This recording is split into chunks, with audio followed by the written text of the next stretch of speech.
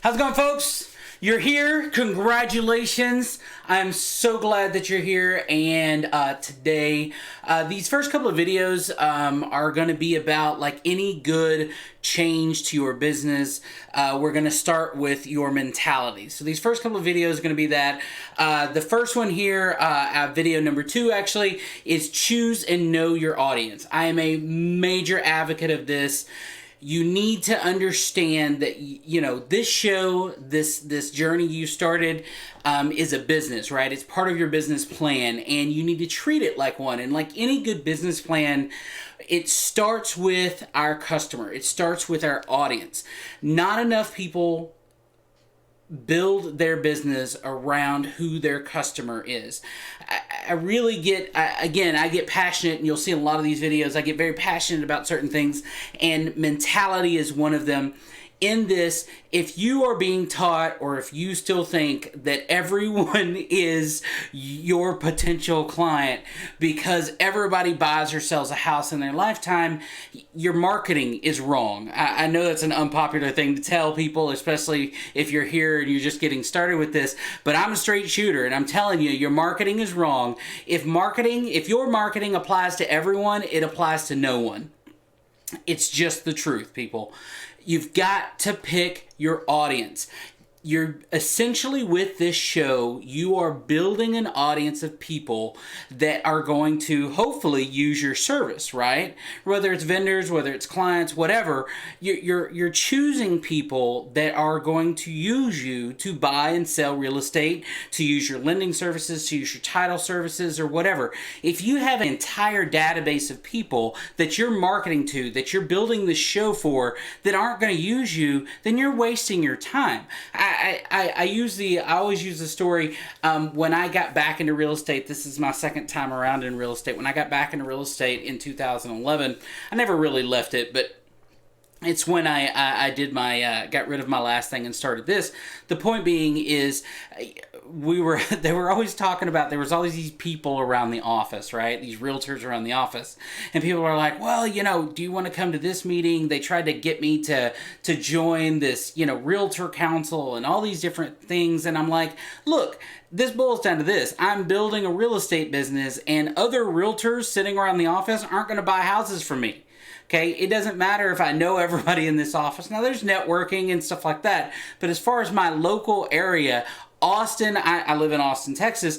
Austin-based realtors aren't buying and selling houses for me. And oh, by the way, they're not referring me business either. So all the time that I would spend around the office is not helping me build that business. It's not helping me build my network. I can make the same argument about most networking events. When I got back in, I love networking events. I am that person. I can talk to anybody and get started, as you can see. But I went to just tons of networking events to find the few that were worth my time. You have to know who your audience is, right? It's just as important as anything else, because it will help you with your show. It will help you know who it is you're creating this show for, and it'll make your life a lot easier. Okay, now, look, when I say make your life a lot easier, we'll get into content and stuff like that coming soon in another video, but it will make this show, make your processing the show and stuff like that a lot easier. And here's what it boils down to. You should not be creating a show that not only applies to everyone, but I found one simple truth in my business. If I wanted to be happy in my business, if I wanted to be happy in what I was doing, I wanted to work with people that I like. And not just wanted, but I needed to work with people that I like, because I found one truth in it. People that I liked working with have a tendency to know other people that I liked working with. And people that I didn't like working with had a tendency to know other people that I didn't like working with. Because if I guarantee that I'm going to get referrals out of my past business, whether it's clients, vendors, or whatever, then I better absolutely make sure that I'm working with people that I like, because that's what I'm going to get. I'm going to get referrals from them. It's how you build a successful business and that kind of stuff. So you have to be careful. Now, the further you go down a path, and I see this all the time with agents and stuff like that, the further you go down the path, the harder it is to make a change. Meaning that if I just start working with anybody and everybody, whether they're my client, whether they're my dream client, whether they're people that I like or whatever, and again, I'm going to get referrals and I'm going to continue down that path, all of a sudden we all know that agent, that title person, that lender that we know is a friend of ours, and they're constantly complaining about their client, they're constantly complaining about their business, and it's because they've chosen to go down this uncontrolled path. You need to control who your client is, who do you want it to be, and then walk down that path. Now, when I say walk down that path, I mean you target them. You learn who is that audience. How do I get in contact with them? What do they like? All this kind of stuff. What info do they want? Don't guess, ask. This is one of my favorite things I was told by a mentor. I have a tendency, I don't think like most people, okay? My wife will tell you that, believe me. But how do you, instead of thinking, so because I don't think like other people, I have a tendency when I'm creating things, especially in the beginning, right? I have a tendency to think, okay, well, what would I want out of it? My builder program that I actually sell to small and medium builders, where I help them do a lot of marketing and stuff like that. In the beginning, I thought, okay, these are the 5 or 6, 7 things that no builder, especially small builders out there, are doing. Well, what I found out when I actually started asking them what they found value in, those two things didn't match. Yes, I can say, well, I'm a marketer and this is what I do and this is what you need, but really it didn't all match up with what they wanted. And our audience, our clients, our vendors, these kind of things, they want and expect a certain things, and sometimes the easiest way to get from point A to point B is just flat out ask your audience, ask your friends, ask those people that you like, what is it you see value in a show, in a realtor, in a whatever, and get that, put that together. That's what they want, right? So ask, be responsive, be ready to change what we want in value. It's a reason I'm doing the course and the way that I'm doing it. And we talked about in the first video, I want to be able to change these videos, change what you're learning, add to what you're learning as things change. Because if you don't think marketing is changing in real estate, you're not paying attention. Marketing is changing at a crazy pace, and you need to be able to stay on top of it and that kind of stuff. It doesn't mean that there's not some old truths that apply to business forever. It just means that we have to be able to change with the times and make sure that we're staying in front of our clients and giving our clients what they want. It's just that simple. Now, if you don't think this is true, think about, I love to use the example of old-fashioned infomercials. I am a sucker for infomercials. For the biggest reason is I have a ton of respect for what they've accomplished, right?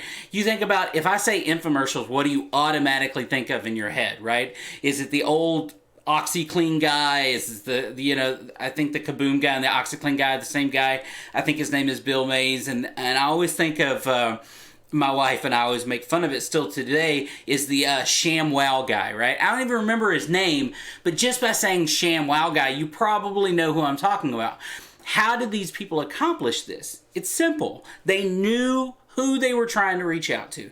When they make an infomercial, they know exactly who their client is. They've done the research, they've done the marketing, they know who their client is, and they figure out the best way to get to them, right? Those infomercials are created specifically for, think of any infomercial you've ever, whether it's investing in real estate or whatever it is, they know the demographics and who are the people they're trying to get to, right? You need to do exactly the same thing, and part of it, is this step is getting ready for that, okay? Again, getting your mindset right. We'll talk about that a little bit more in the next video, but getting your mindset right, knowing who your audience is, and you're going to hear me say it over and over in all these different videos, you need to answer some simple questions, right? Who is your customer? Who do you want them to be? What are the demographics of that people? Who do you connect with easily? Look, this whole process of knowing your audience should be as simple as possible. It's simpler than you think, right? When I say demographics, when I say who do you connect with, you should know these things, right, about yourself. I'm a big self-reflection guy. If you don't know these things, you really need to sit down before you go any further in these videos and do some good old-fashioned self-reflection. Look in the mirror. Who do you connect with? Who are your friends? What are the demographics of those friends? You know, who is it, when I say connect with, who is it you can sit down and have a conversation with pretty easily with the knowledge that you have and enjoy talking to and connect with? I give you a great example. My network, okay, of referrals, the reason that how I've built my business and the way that it is and that kind of thing is flat out, I look for people that are just like me. The city that I live in, the demographics of the city that I live in are families, right? Their husbands, their wives, their significant others. They're typically two-person households with a couple of kids, right? The traditional family environment. It's who I am. I have 3 small children. They're not so small anymore, but I have a wife, I have 3 small children. It's easy for me to connect with. I'm a part of the PTA, I'm a part of the community, right? Anything kid related, I write checks for and everything like that. It's easy for me to know and connect to what these people are going with. So it's simple. This is not something that takes work for me because it is who I am. You have to find those commonalities. You should have commonalities with your audience, right? Again, mine is families. Be specific as possible, meaning the more niche, however you pronounce it, the more niche your marketing is, the higher your chances are for success, right? Knowing that my niche is families, I get to market to them. I get to identify with them. I get to find that commonality. It's not a whole lot of work for me because it is something I already know. Right? Now, and when I say that, when I say niche and niche, you need to understand that there's 2 things that you're always doing. And again, keep in mind that if marketing applies to everybody, it applies to no one. You're doing one of 2 things every time you make that decision. You are attracting certain people and you're repelling others. That's okay, folks. It is, all right? When you say something, when you're as loud and obnoxious as I am bound to turn some people off. And you know what? You got to let those people go, right? If they don't match your personality type, it's okay. Send them to another agent and get a referral, right? That's what I do. It doesn't make them, just because they're not my dream customer or just because we don't match at a business level, doesn't mean that they don't need help. They absolutely need help. I believe in representation. But guess what? I'm going to send you to one of my team members that is a great personality match for you. You're both going to have a better experience and I get a referral from it, right? Send them to another person. It's okay. Don't feel bad about it. And guess what? You'll get referrals either way. Your team member will get referrals either way, right? So it's okay to repel certain people, okay? And I know repel is kind of a strong word, but it's okay. By repelling those people, you're also attracting others, okay? And what I mean by that is I love these in the past election. Again, not getting into politics, but the past election, these billboards went up, and I had a lot of respect for these realtors all over the country. That there was a bunch of realtors that bought these big billboards that say, because there was people going, well, I'm gonna move to Canada if a certain person gets elected. So they use that as an opportunistic point to buy these billboards that essentially said, so-and-so is going to be president. If you're moving to Canada, call Joe Bob, the realtor, and I can help you, right? I thought that was brilliant in the time because everybody knew what they were talking about, right?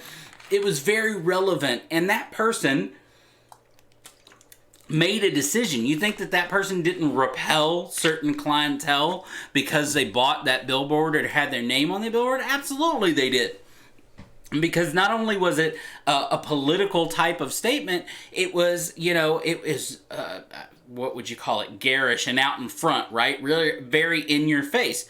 But they knew what they were doing. They knew who they were attracting by doing that. Now, once you've decided who your client is, and again, finding that niche, you need to narrow it down by as much demographical information as you can find. And look, in today's world of Facebook and Instagram and social media in general, there is data on everyone. There is data. We give it freely every day. There are a billion companies. I'll put some links in our stuff of how to find some of that kind of information. But you're looking for age range, right? So when I say age range, I used to teach a class specifically on generational learning and what age range meant to what they see value in and needs are on this kind of stuff.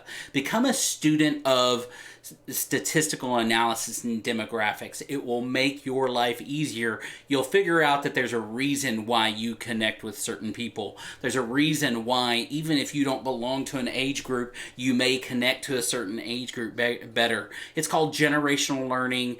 Every generation has a face, right? It doesn't mean it applies to 100% of people. It applies to the majority of people in that generation. Marital status can be a good demographic. Income level. Obviously, there's realtors out there that target a certain income level. And when I say income level, it depends on where you're sitting, right? There's a difference between income levels may identify a certain demographic or statistical person here in Austin, but that income level may need to be completely different if I was in Hot Springs, Arkansas, right? It's because there's a different cost of living, that kind of thing. So income level can be, whether they have kids is a huge deal. Look, if you have kids, automatically your clients should be people with kids. You connect with them automatically. Do you think I don't get business from being part of, my wife and I being part of the PTA? Absolutely. Or I coach all of my kids' baseball teams and football teams and stuff like that. You think I don't get business from that? Absolutely. But why? Because I'm not a random guy coaching a bunch of kids, even though that's completely fine if you are. But I've got 3 of my kids, they all play on the same team together, right? We're about to start football again, spring football, right? I have 3 kids on the team. It makes an automatic connection. Geography. The state of Texas actually just came out with a whole broker responsibility class that any even agents that have a team or are responsible for agents have to take this extra 6-hour CE class. And one of the specifics in there, and I'm sure most states share this, you'd have to look at your own state board, but it's specific to geography, meaning that, I mean, obviously Texas is a huge state, right? I live in Cedar Park, which is right outside of Austin.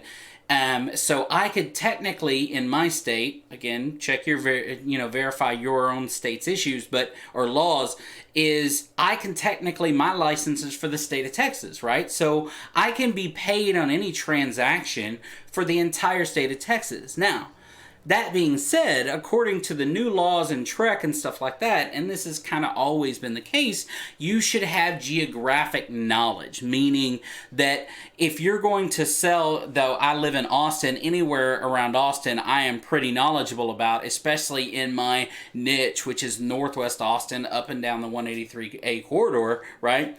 I have tons of knowledge about that. And according to TREC, I shouldn't turn around, even though I legally can, and sell a house in Waco. What do I know about Waco? I don't live there. Now, technically, my license is all over the state, but do you have enough knowledge to benefit your client? Again, we are fiduciaries. Our responsibility is our clients. Do you have enough knowledge about Waco, Texas, that if you came across someone that wanted to buy up there, that you had the true knowledge to help them like a local agent? Okay? The answer is you don't. All right? Quit being greedy, refer it out to a local professional, help them, help you do what's right for the client and get it done. Other demographical stuff, what are their interests, hobbies, TV shows that they watch can help you a lot with your show. Every listing appointment is different.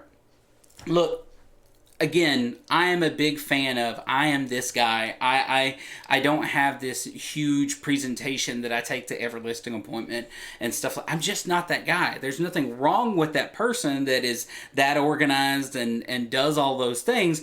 I'm just not that person. I'm the person that shows up with 2 or 3 pieces of paper, right? And I'm sitting here folding them up and that kind of stuff as I'm going around the house. And the first 20 minutes I'm there is talking about the client and talking about the house and connecting with them. Because when I turn around and by the time I sit down to talk about the actual listing appointment part of it, I know everything I need to know about the client. I know everything that I need to know to turn around and talk to them about their house and have them, excuse me, listening to what I've got to say, right? So but that is my process, right? I do that because I've never had 2 listing appointments the same way, because who that client is matters. So I don't believe in standardized appointments, because if you now, and I say that, it doesn't mean that I don't have a process. Every conversation is different depending on who the person I'm talking to. If your listing appointment is the same with your 80-year-old folks as it is your 30-year-old folks, again, I'm going to repel some of you, but I'm telling you, it's wrong. Right? The information is the same, right? The analysis of the home is the same. It doesn't mean your process can't be similar. It has more to do with how we convey our information and the stories that we may use, or how long we take, or the words that we use. Those things need to be different. You need to change what you're doing depending on who you're connecting with. Again, why? If you're going to take the time to produce a show, if you're going to take the time to build your business and market and these kind of things, you might as well spend your money on trying to get to people that you want to work with, all right? I don't know how much simpler I can make it. You've got to attract the people you want to attract, get rid of the people that you don't want to work with, right? And connect. It will make your business better. This is how you build a business that you enjoy doing. If you enjoy working with customers, okay, it's not every customer, it's some of them. Just make that part of your business bigger, and you'll get a lot further a lot quicker in this business, okay? Work with people that you like. I'm going to work with you if I like you. If I don't, I'm not going to return your emails. No, that's not true. I appreciate you. Okay, on the next one, we're going to talk about, what are we going to talk about?